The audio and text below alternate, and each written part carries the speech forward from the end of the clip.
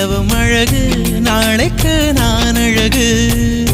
ஒன்றை எடுத்தால் ஒன்றை கொடுக்கும் தெய்வத்தின் தீர்ப்பு இது வாழ்க்கை என்ன மளிகை கடையா